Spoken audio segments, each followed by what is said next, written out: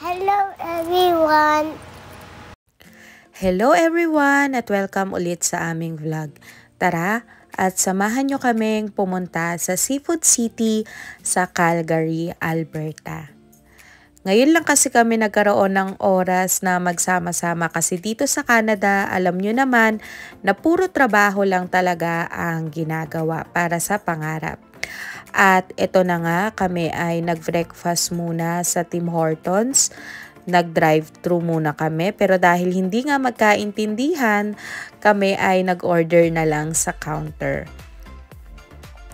Maraming mga pagkain dito, murang pagkain, mura lang yung mga coffee dito. At ito nga ako, tignan nyo, talagang kakagising ko lang dahil nga daw maaga kami pupunta sa Calgary. At ito na nga, papunta na kami sa Calgary. Medyo matagal ang biyahe at inabot rin kami ng almost 1 hour papunta sa Calgary dahil kami nga po ay galing sa Red Deer at sobrang layo ng Red Deer to Calgary. Pero caring-carry naman dahil kung kayo ay naiihi or kung gusto ninyong gumamit ng toilet, meron namang mga pwede kayong paggamitan. Kagaya ng ginawa namin, nag-stop over muna kami dahil nga may mga kasama kaming bata at kasama namin si Papa. Ito na nga si Hugo. Excited na siyang pumunta ng Calgary at tuwang-tuwa siya dahil ngayon lang talaga kami nakakasama ni Hugo na magkasama kami mag-asawa tuwing Sunday lang kasi nga busy kami sa trabaho, busy ako sa trabaho at busy ako sa school. At eto na, papunta na kami sa Seafood City at maraming ang nakakapagsabi na pag namimiss nyo nga daw yung mga pagkaing Pinoy at nahuhumsi kayo, mas magandang pumunta daw kayo sa Seafood City kasi mafe-feel nyo talaga na para lang kayong nasa Pilipinas. Para siyang all home vibes, ay all day vibes. Basta lahat ng all ni Villar nakakalito na. Para siyang pure gold na para siyang all day ata yun. Na pwede kang magpaluto tapos may mga pagkain siya. At the same time pwede kang mag-grocery. At dito lang siya sa Calgary. Makakabili rin kayo ng iba't ibang pagkain. Pwede kayong mag-grocery at the same time pwede kayong mag-food trip dito sa Seafood City. Marami kayong Pinoy na makikita dito. Yung mga trabahador, yung mga namimili. Talagang feeling mo talaga nasa Pilipinas ka. Kaya kung ikaw ay na-homesick, mas magandang pumunta ka na lang ng Seafood City. At dito mo matitikman at dito mo makikita yung mga hinahanap mong pagkain at yung mga comfort food na hinahanap natin. Kasi 'di ba, nagki-crave tayo sa mga food lalo na pag nakikita natin sa Facebook. At ito na nga, nandito na kami sa Seafood City. Dapat mag-grocery muna kami pero dahil masarap nga yung mga pagkain dito at mura lang, kumain muna kami. Ayan, may barbecue sila at marami pang pagkain. Meron ding mga halo-halo. Ayan, so may mga tukneneng. Ayan, sobrang sarap. May fried tofu at meron pa silang mga tapsilog, mga silog meals at marami pang iba. Ayan, marami pang ulam kayong mabibili like pinakbet, munggo, kung ano-ano pang makikita ninyo at marami pang mga chichirya, yung mga martis, kire, 'di ba? Alam nyo naman talaga na sa Pilipinas lang makita yung mga owishi, clover. Kung nami-miss ninyo, pumunta na kayo dito at dito kayo mamili.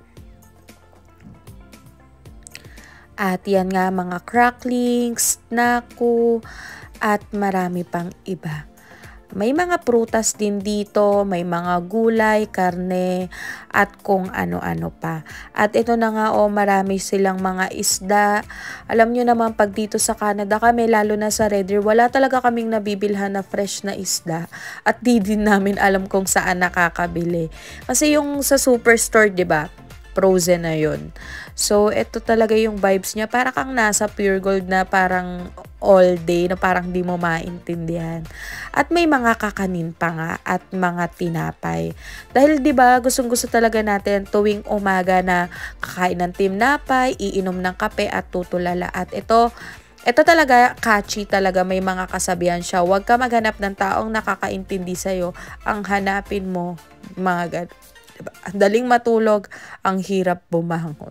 Sa sobrang taas ng pangarap mo, wala nang natirang para sa height mo. 'Di ba? Sobrang catchy nung quotation niya. Talagang ang lakas ng marketing strategy nila. At ito nga, may mga inihaw na liempo at bumili na nga kami ng inihaw. Kasi nga gusto ni Yugo ng inihaw, and at the same time, mahilig din ako sa inihaw.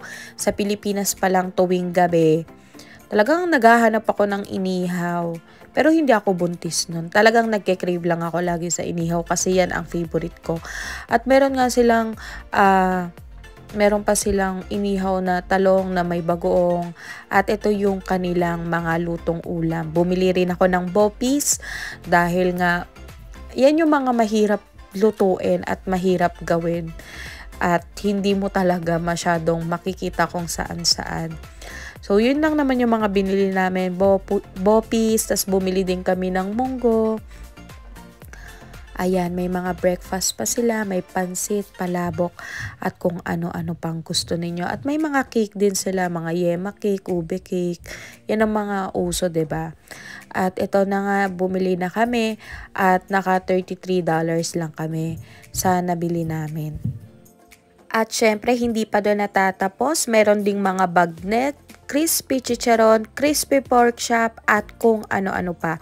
Lakas maka-vegan vibes talaga tong kasunod. May mga calamares, tawilis. Ang sarap talaga. Tapos, may mga mami din sila. At ito na nga, bumili kami ng deep fried chicken skin. At alam nyo naman, 'di ba, sobrang sarap talaga nun. Sa kanto, 'di ba, may mga nabibili ka mga deep fried chicken skin sa Pinas tapos 10 pesos lang. Pero dito, syempre, hindi 10 pesos. Medyo pricey yung chicharon dito kasi alam nyo naman, mahirap gawin ang chicharon, and at the same time, nasa Canada tayo, mahal ang mga goods and services dito. At marami pa, may mga bibingka pa, may mga lutong ulam pa. Bumili na rin kami ng Bicol Express at dinuguan.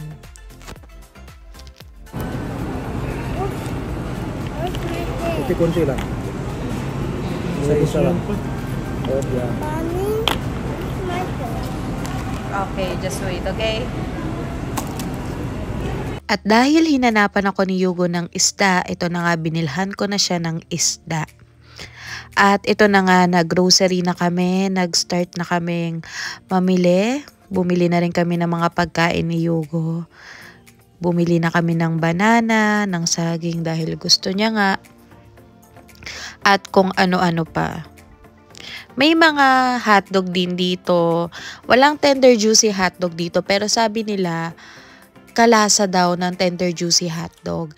At meron ding mga Goldilocks, mga sahog pang pansit, mga tabo, mga gamit na pwede nating magamit sa bahay, at marami pang iba. Meron din ditong bigas, meron ding mga Colgate, napkin, wipes, Sunsilk, meron dito Dove.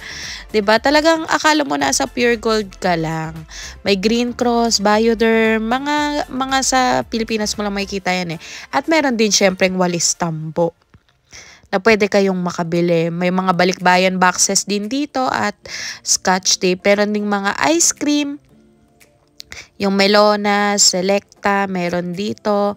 At yung ating Pansit Canton, meron din dito. Meron din ditong mga Nescafe at syempre ang kopi ko 3-in-1, hindi mawawala yan. Meron ding mga maya na panggawa ng mga hot cake at mga champurado, Coco Crunch. Meron pang mga noodles at kung ano-ano pa. Carnation, meron din, at mga pang spaghetti. Alam niyo namang masarap ang spaghetti sa atin. Meron din sila.